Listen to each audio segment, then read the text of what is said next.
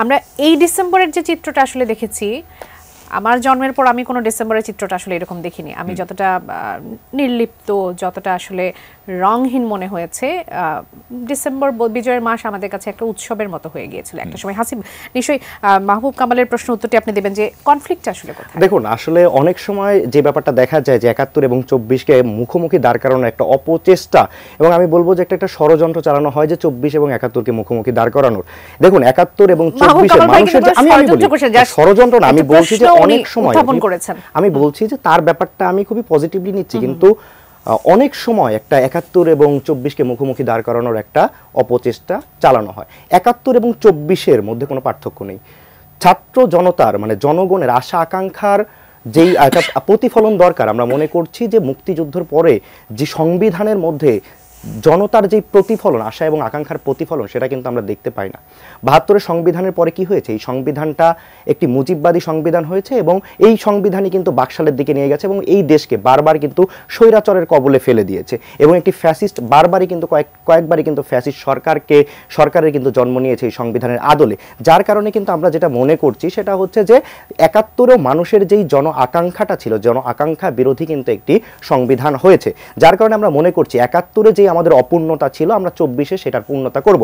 আর দেখুন, আসলে ৭১-কে ২৪-কে আলাদা করে দেখার কোনো সুযোগ নেই। আমাদের লড়াইটা যেই ১২ ভূঁইয়াদের সময় আমরা যে দিল্লি আধিপত্যবাদের বিরুদ্ধে লড়াই করেছি, আমাদের বঙ্গভঙ্গ হয়েছে, আমরা ১৯০৫ সালের যে লড়াইটা, আমাদের ৪৭-এর যে লড়াইটা, আমাদের ৭১-এর যে লড়াইটা, আমাদের আজাদির যেই সংগ্রাম এবং ৭১-এর যে মুক্তিযুদ্ধ, আমাদের সবাই যে সকল রক্তগুলো আমাদের শহীদেরা দিয়েছেন, এই সকল রক্তের রং কিন্তু একই রং। সেই রক্তগুলো কিন্তু একসাথে কানেক্টেড। সবগুলো রক্তই কিন্তু দেওয়া হয়েছিল জনতার মুক্তির জন্য। আসলে জনতার মুক্তিটা কিন্তু আসলে ৭১-এর পরবর্তী যে সংবিধানটা করা হয়েছে, সেই সংবিধানের মধ্যে কিন্তু সেই যেই মুক্তির ব্যাপারটা ছিল, জনতার মুক্তি এবং জনতার যে আশা আকাঙ্ক্ষাটা ছিল, সেই আশা আকাঙ্ক্ষার পরিপূর্ণ প্রতিফলন কিন্তু নিশ্চিত হয়নি। যার কারণে এবং ৭১ পরবর্তী সময় আমরা দেখেছি যে মুক্তিযুদ্ধকে যে কোনো একটা গোষ্ঠীর একটা গোষ্ঠীগত একটা রূপ দেওয়া এবং একটা আওয়ামী লীগীকরণ করা, তাদের সমস্যার বিষয়। আমি তাদেরকে দেখি তারা কিভাবে এই জিনিসটা করেছে। তারা এটাকে করেছে একটি সংবিধানের মধ্যে দিয়ে, এবং এই সংবিধানে বারবার কাটাছেঁড়া করা হয়েছে, কি মুজিববাদী সংবিধানে রূপ দেওয়া হয়েছে, এবং এই স্বাধীনতাকে তারা কিন্তু এক ধরনের আওয়ামী লীগীকরণ করে ফেলা হয়েছে, এবং এই স্বাধীনতাকে তারা জনতার এবং সকলের যে অংশগ্রহণ ছিল স্বাধীনতা যুদ্ধে, তারা কিন্তু সেটাকে শুধুমাত্র আওয়ামী লীগের অর্জন বলে কিন্তু মানুষের মাঝে প্রচার করেছে। বাংলাদেশের জনগণের অর্জন কিন্তু তারা এটাকে করেনি, যার কারণে কিন্তু মূলত সমস্যাটা হয়েছে। এবং এটাইকেই আমরা বলতে চাই যে সেখানে জনতার যে আশা আকাঙ্ক্ষা ছিল, জনগণ এবং ৭১-এর মুক্তিযুদ্ধে আমাদের মুক্তিযোদ্ধা যে সম্মানিত মুক্তিযোদ্ধারা ছিল, তারা যেই জন্য রক্ত দিয়েছে, যেই শহীদেরা রক্ত দিয়েছে, তাদের রক্তের যেই পূর্ণ, তারা যেই বিশ্বাসের উপর রক্ত দিয়েছে এবং যে আশা আকাঙ্ক্ষাকে কেন্দ্র করে তারা রক্ত দিয়েছে, সেটার পূর্ণ প্রতিফলন নিশ্চিত হয়নি। এবং ২৪-এ কিন্তু আমরা সেই একই আশা আকাঙ্ক্ষা নিয়ে কিন্তু আমরা রাজপথে নেমেছি, আমাদের ভাইরা জীবন দিয়েছে। আমরা মনে করছি ৭১-এর যে অপূর্ণতা রয়ে গিয়েছিল, ৪৭-এর যে অপূর্ণতা রয়েছিল, ২৪-এর মধ্যে এসে সেই অপূর্ণতার একটা পূর্ণতার প্রতিফলন আমরা চেষ্টা করবেন। জনাব হাসিব, একেবারেই ঠিক বলেছেন আপনি, একেবারেই ঠিক বলেছেন। মানুষের আকাঙ্ক্ষা আসলেই পূরণ হয়নি, যে জন্যই আজকে আমরা আসলে এখানে আলোচনা করতে বসেছি। কিন্তু স্বাধীনতা যেহেতু আমাদের সকলের, একটা নির্দিষ্ট রাজনৈতিক দল সেটা যদি নিজের করে নেবার চেষ্টা করে, জয় বাংলা স্লোগানটা আমাদের সকলের, আমরা কেন সেটাকে তাহলে ছুঁড়ে ফেলবো? অ্যান্টিব্যাকটেরিয়াল অ্যাডিটিভ যুক্ত সেরা ওয়াটার ট্যাঙ্ক বিশুদ্ধ পানিতে ব্যাকটেরিয়া জন্মাতে দেয় না। আর স্বাধীনতার সময় কিন্তু জয় বাংলা স্লোগানের বাইরে অনেক স্লোগান কিন্তু দেওয়া হয়েছিল। অনেকে বিসমিল্লাহ বলে যুদ্ধ শুরু করেছিল, অনেক সময় বাংলাদেশ জিন্দাবাদও বলেছিল, ইনকিলাব জিন্দাবাদও বলেছিল, নারাই তাকবীরও বলেছিল। সকল এই স্লোগান কিন্তু স্বাধীনতার সময় দেওয়া হয়েছিল। আপনি স্বাধীনতার অনেক রেফারেন্সে, অনেকের আলোচনায় কিন্তু, প্রবীণ ব্যক্তিত্বদের আলোচনায় কিন্তু এই ব্যাপারগুলো উঠে আসে, কিংবা আমরা বিভিন্ন সময় কিন্তু এই আলোচনাগুলো শুনতে পাই। তাহলে শুধু জয় বাংলাকেই কেন আসলে মানে শুধু স্বাধীনতা সংগ্রামের স্লোগান করা হলো? কেননা এই জয় বাংলা স্লোগান দিয়ে মুজিববাদকে সার্ভ করা যাবে এবং এই পুরো স্বাধীনতা সংগ্রামকে একটা দলের আওয়ামী লীগীকরণ করা যাবে এবং একটি দলের পকেটে ভরা যাবে, যার কারণে কিন্তু জয় বাংলাকে অধিক বেশি প্রাধান্য দেওয়া হয়েছিল। আপনি কি আপনার প্রশ্নের উত্তরটি পেয়েছেন? কনফ্লিক্টের জায়গাটা পরিষ্কার করেছেন। আমি কন্ট্রাডিক্ট করতেছি।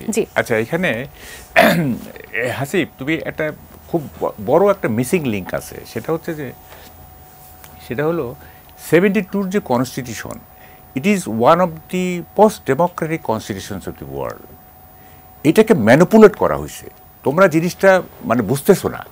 72 কনস্টিটিউশনটা হচ্ছে একটা ডেমোক্রেটিক কনস্টিটিউশন, এখানে মানবিক মর্যাদা সব কিছু আছে, কিন্তু 4th অ্যামেন্ডমেন্টের মধ্য দিয়ে একদলীয় শাসন করার মধ্য দিয়ে এই সংবিধানটাকে ম্যানিপুলেট করা হলো, এই সংবিধানটাকে মানে মিসইউজ করা হলো। 72 কনস্টিটিউশনের কোনো দোষ নাই, এইটা বিভিন্নভাবে অ্যামেন্ডমেন্ট করে করে করে করে করে এটাকে একটা বাজে কনস্টিটিউশনে রূপান্তরিত করা হয়েছে। কিন্তু মূল যে 72 constitution, it is a democratic constitution, এইটা মানে গ্লোবালি অ্যাকসেপ্টেড। এখন কনস্টিটিউশন যদি কেউ ম্যানিপুলেট করে, যদি একটা মানে টু থার্ড মেজরিটির বলে বলিয়ান হয়ে যদি একটা গণবিরোধী কোনো সংশোধনী আনে, তাহলে তো এটা 72 কনস্টিটিউশনের দোষ না। এটা তো 4th অ্যামেন্ডমেন্ট করা হলো 75-এ, এই 4th অ্যামেন্ডমেন্টের মধ্যে দিয়ে মাল্টি পার্টি সিস্টেমকে ওয়ান পার্টি সিস্টেমে আনা হলো। এটা তো 72 কনস্টিটিউশনের দোষ না। যারা এটা কনস্টিটিউশনকে অ্যামেন্ডমেন্ট করলো, দোষটা তো তাদের। তার 15th অ্যামেন্ডমেন্টের তত্ত্বাবধায়ক সরকার যে বাতিল করা হলো, এটা তো কনস্টিটিউশনের দোষ না, এইটা কনস্টিটিউশনটাকে অ্যামেন্ডমেন্ট করা হলো। এখন ধরেন কথার কথা, একটা আমরা সুন্দর কনস্টিটিউশন তৈরি করলাম, একটা এটা বাদ, 72 বাদ, একটা সুন্দর পুনর্লিখন করলাম, একটা সুন্দর কনস্টিটিউশন করলাম। এখন নেক্সট ইলেক্টেড বডি এইটা যে সংশোধন করবে না, এটার কোনো গ্যারান্টি আছে? Is there any guarantee? আমি বলছি শেষ করতে দিয়ে, এটা তো কোনো গ্যারান্টি নাই, তাই না? সুতরাং আমাদের 72 কনস্টিটিউশন হচ্ছে রিজিড কিন্তু সুপরিবর্তনীয়।